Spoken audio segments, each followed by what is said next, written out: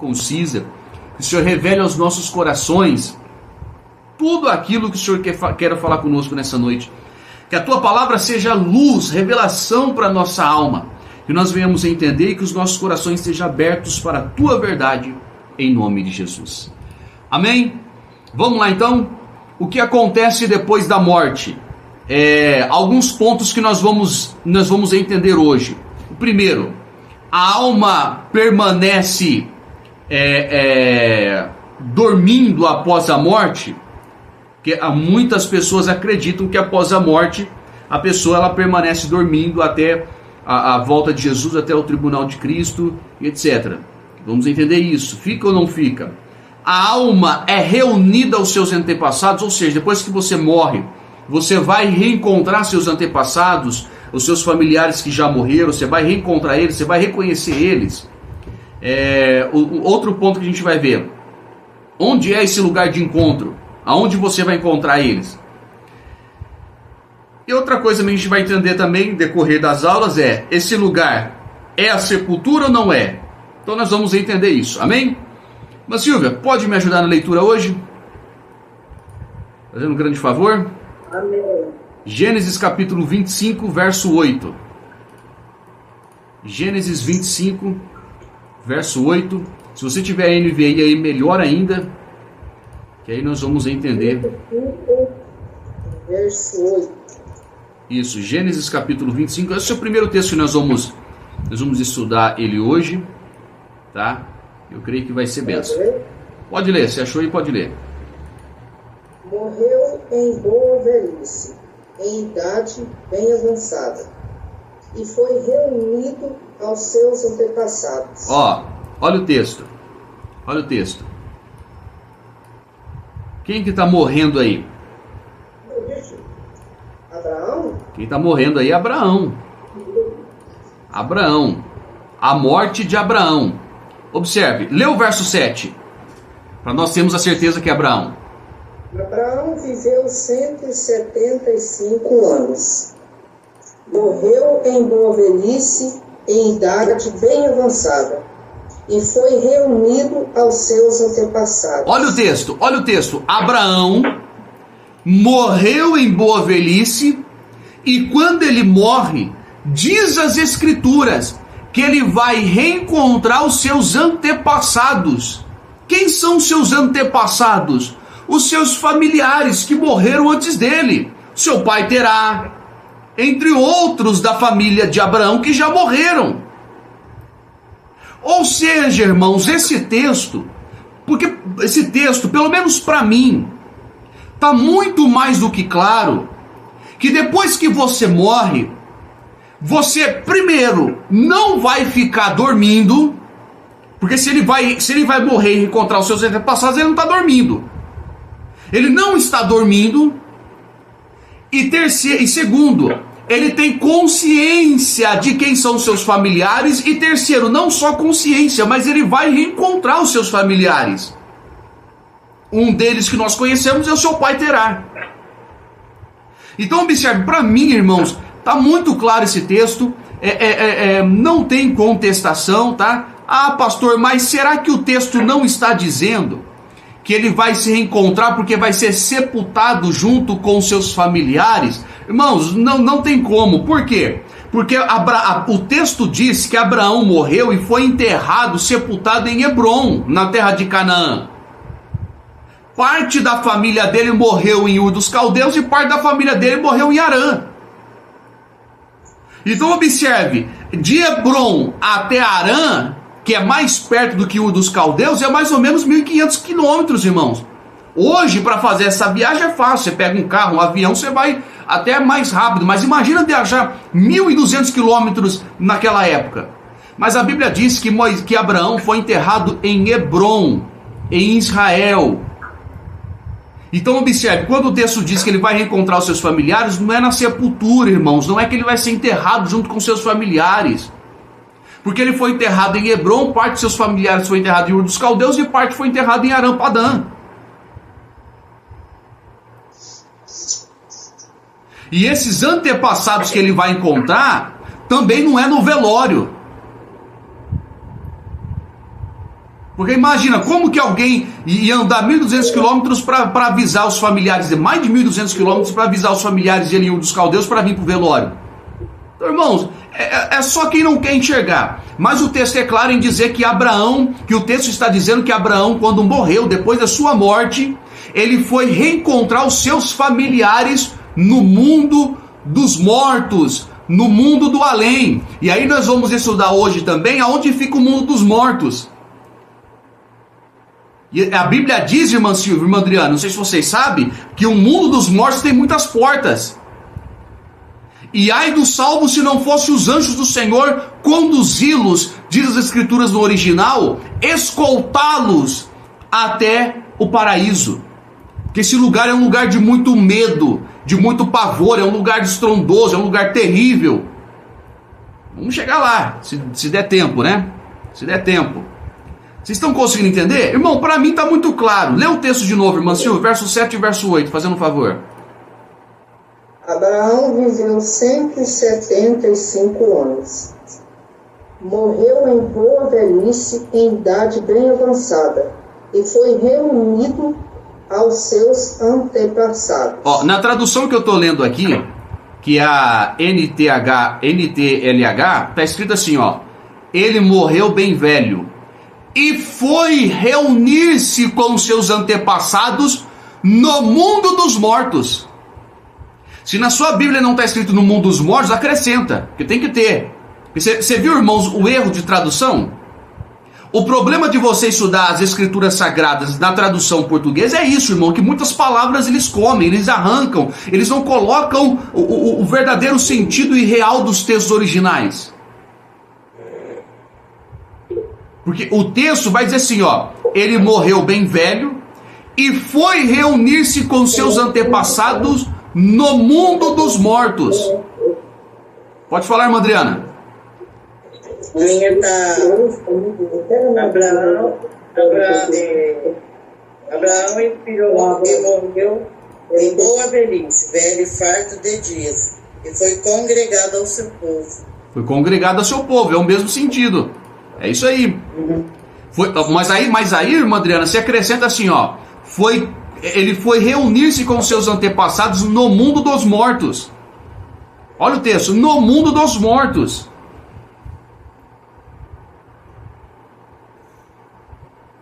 Tá muito claro, não tá, gente? Irmãos, não fiquem só naquilo que eu falo, lê os textos. Acompanha, rabisca a sua Bíblia. Porque tem muita gente que chega em mim e fala assim, pastor, qual que é a sua opinião? Irmão, não é minha opinião, é aquilo que eu enxergo nas Escrituras. Porque a minha opinião perto da palavra de Deus não é nada, irmão. Minha opinião é lixo, minha opinião é lixo. Mas quando eu te falo algo, não é que é uma opinião minha, é aquilo que eu enxergo, aquilo que eu vejo. Vocês estão conseguindo entender? Porque para mim está muito claro. E ele morreu bem velho e foi reunir-se com seus antepassados no mundo dos mortos. Ou seja, para mim, só esse texto já comprova que depois que você morre, primeiro, você não fica dormindo. Essa ideia é furada. A alma e o espírito não dormem, irmão. Para com isso. A alma e o espírito não dormem. O que dorme é o corpo físico. Porque se você for em um velório, ver o corpo físico da pessoa dentro do caixão, parece que ela está dormindo. Só que se você olhar para o lado e ver o seu marido, ou sua esposa, ou seu filho dormindo, parece que ele está morto. Porque quando o texto fala de dormir, está falando do corpo físico, porque é o corpo físico que vai despertar naquele grande dia. É o corpo físico que vai ressuscitar, que vai despertar, que vai acordar naquele grande dia. Irmãos, está claro para vocês? Porque para mim está muito claro. Para mim está muito claro. Amém? Bora continuar? Irmã Silvia, Gênesis 37, verso 35. Gênesis 37, verso 35. Depois você desmuta aí o seu microfone, que eu mutei ele aí. Gênesis capítulo 37, verso de número 35.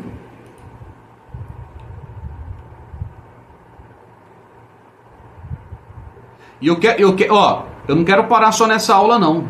Se Deus assim permitir, eu quero fazer uma série de aulas na segunda-feira falando só sobre isso. A Bíblia diz que Jesus, quando morreu, ele mesmo vai dizer que ele ficaria 3 dias e 3 noites no coração da terra. O que ele foi fazer lá? O que ele estava fazendo? O que ele fez? Por que ele ficou lá? Aonde que é o coração da terra, né? Vamos ler todos esses textos. Vai lá, irmã Silvia. Todos os seus filhos e filhas vieram consolá-lo, mas ele recusou ser consolado. Mas Silvia, me perdoe. Lê o verso 34 para a gente ver o contexto. Então Jacó rasgou as suas vestes, vestiu-se de pano de saco e chorou muitos dias por seu filho. Que filho é esse? Que filho é esse que ele está chorando? É José. Lembra da história que a Bíblia diz que os irmãos de José vieram até Jacó, seu pai, e disse que José foi morto por uma besta fera? Esse é o momento. Essa notícia chega até o coração de Jacó. Jacó se entristece de uma tal maneira, porque ele acredita que uma besta fera despedaçou o seu filho, matou o seu filho. E vamos lá, vai lá.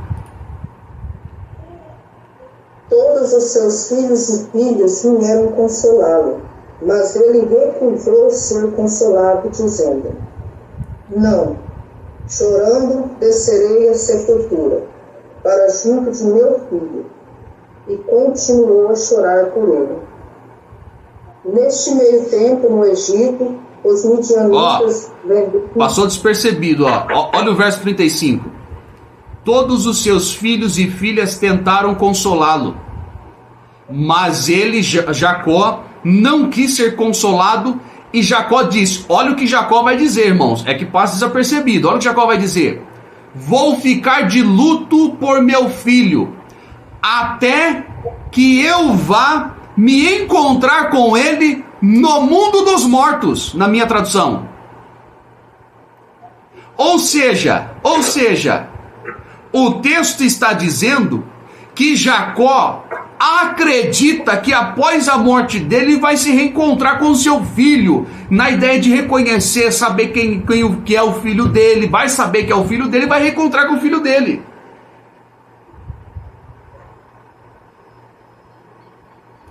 Aí, está muito claro.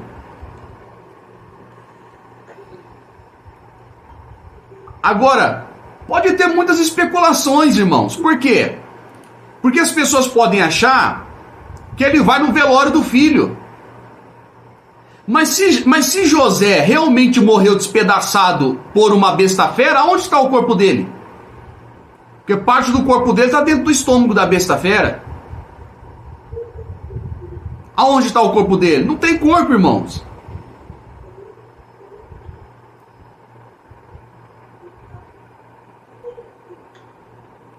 Então, esse reencontrar não está falando de ir na tumba, no velório, na sepultura. Esse reencontrar, irmão, está falando após a morte, reencontrar na sepultura. Porque se você pegar essa palavra sepultura ou mundo dos mortos, no original está escrito Sheol. E nós sabemos que o Sheol, irmãos, é uma parte da catótera, porque as partes mais baixas da terra é chamado de catótera, dividido em 3 partes: Sheol, abismo e o Hades. Essas regiões mais baixas da terra é chamada de catótera, dividida em 3 partes: Sheol, abismo e o Hades. Esse abismo também é chamado de Tártaro. Então, quando o texto diz sepultura ou mundo dos mortos, se você pegar no original é Sheol, irmão. Ele está dizendo que ele vai encontrar José no seio de Abraão, no Sheol, porque o Sheol é o seio de Abraão, no paraíso.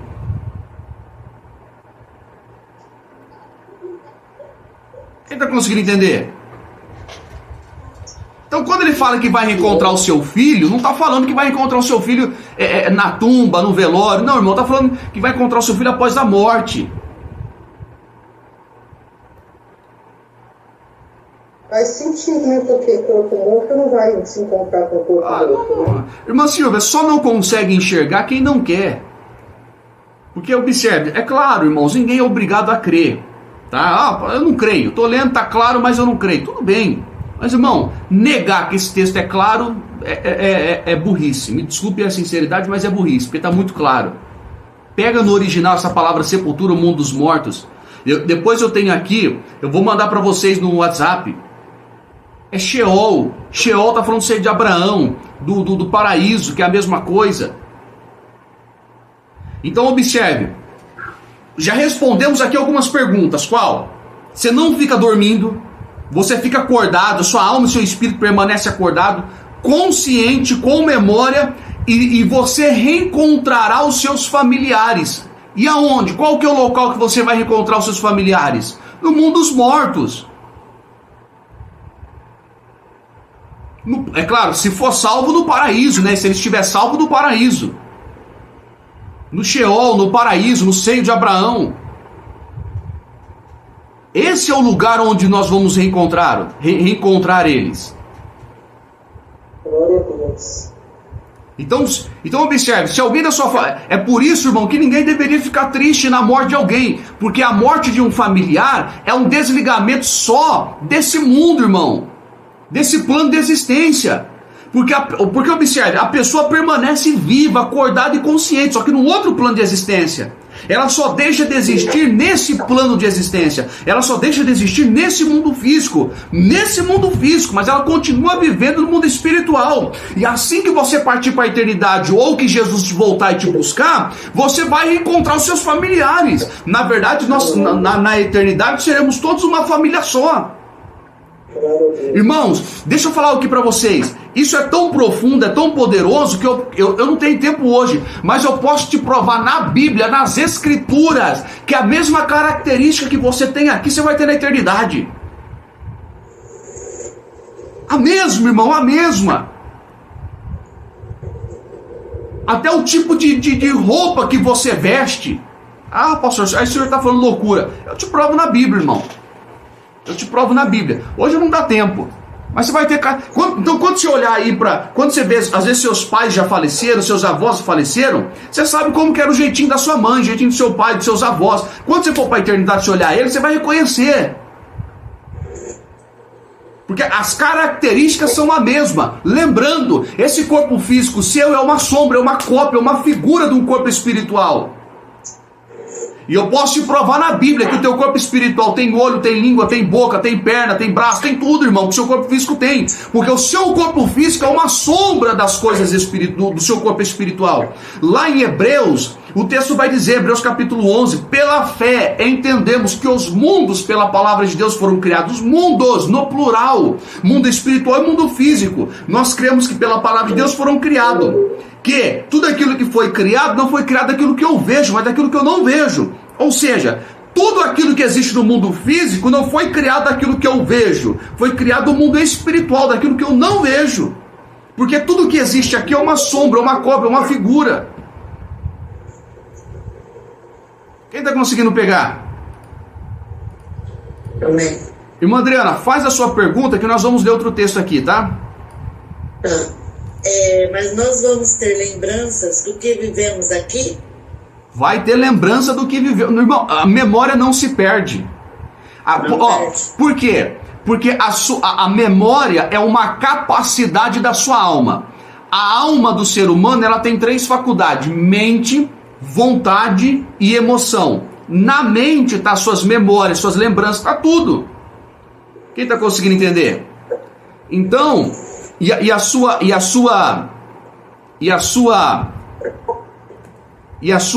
alma não desacopla do seu espírito, ela permanece. E se a sua memória é uma capacidade da sua alma, vai permanecer junto por toda a eternidade. Agora observe, irmã Adriana, me perdoe a pergunta, que às vezes pode ser uma pergunta um pouco sem graça, né? As mulheres não gostam muito. Mas quantos anos a irmã tem? Eu tenho 5,5. Você tem lembrança clara de quando você tinha 5 anos? Tenho. De quando você tinha 5 anos? Clara, de tudo que você viveu? De tudo não, mas eu tenho...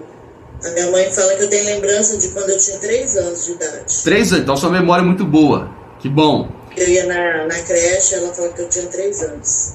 Que bom então. Então. Mas você não tem memória 100%. lembro muitas coisas, pastor. Tá, mas 100% não tem.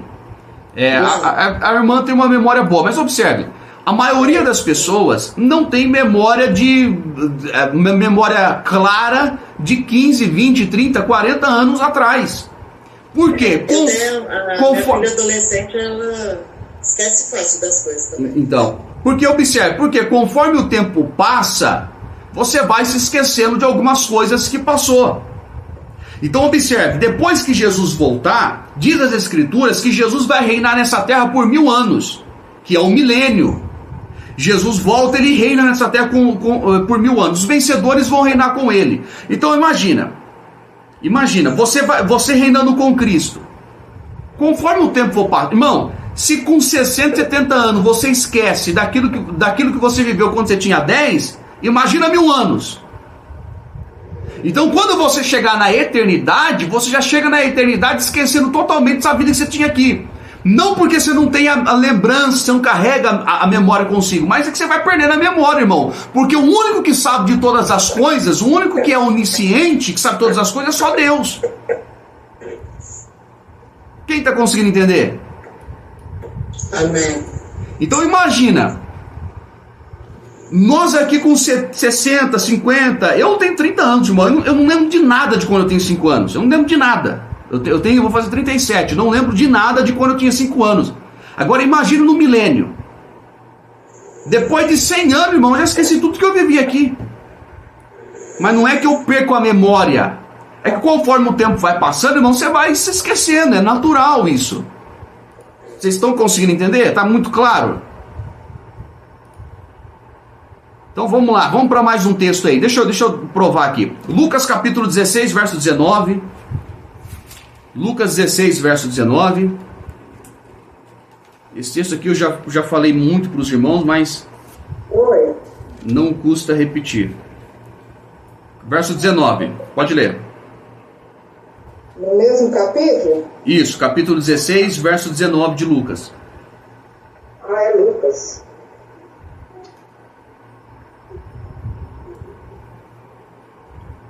Hum, 16, 19. Isso. Havia um homem rico que se vestia de purpura e de linho fino, e vivia no luxo todos os dias. Diante do seu portão, fora deixado um mendigo chamado Lázaro, coberto de chagas. Este ansiava comer o que caía da mesa do rico. Até os cães vinham lamber suas feridas.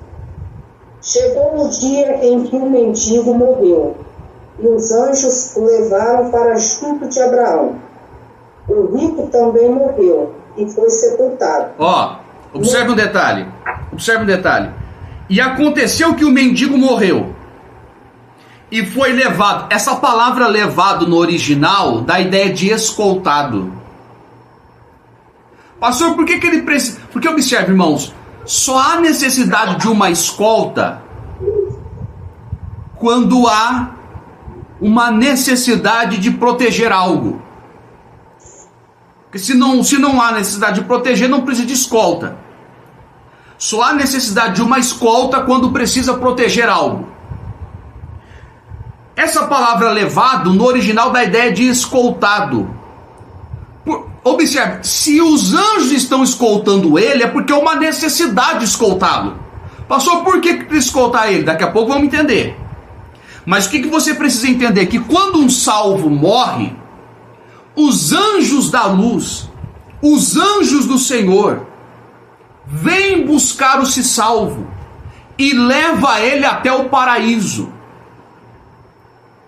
Quem morre e não é salvo, não é os anjos da luz que vêm, é os anjos caídos, os anjos das trevas que vêm e leva a pessoa para o Hades, conhecido como inferno. Um dia eu quero falar para você sobre o Hades, o deus do submundo, porque os gregos, a mitologia grega, foi colocado na mentalidade deles, é claro, um ensino demoníaco, que há um Deus nesse submundo, no mundo dos mortos, chamado Hades, que esse Deus é o guardião do Hades, é o guardião dessa região. Um dia eu quero falar sobre isso, mas aí a gente vai entrar mais um estudo histórico mesmo da mitologia grega. Porque observe, na mitologia grega, nós precisamos entender que, olha que negócio interessante, na antiga aliança, você nunca vai ouvir alguém expulsando um demônio. Você não vai ver um texto de alguém expulsando um demônio. Os demônios só começam a ser expulsos na nova aliança, por meio de Jesus ou Cristo. Porque como Jesus vem trazendo o reino dos céus, ele carrega consigo poder e autoridade para expulsar o reino das trevas. E é por isso que Jesus vai dizer: se eu expulso esse demônio pelo poder de Deus, pelo dedo de Deus, é porque o reino do céu chegou. Só que na antiga aliança você não vai ver ninguém expulsando demônios.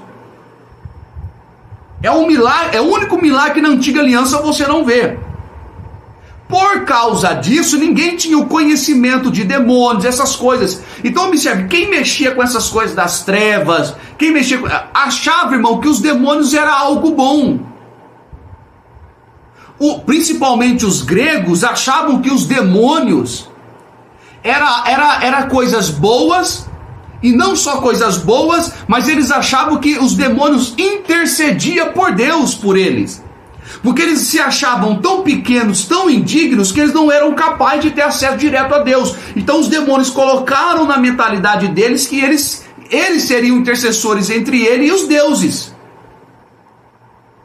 Então observe, os demônios falam dos espíritos imundos, os deuses falam dos anjos caídos. E aí, irmão, criou muitos deuses.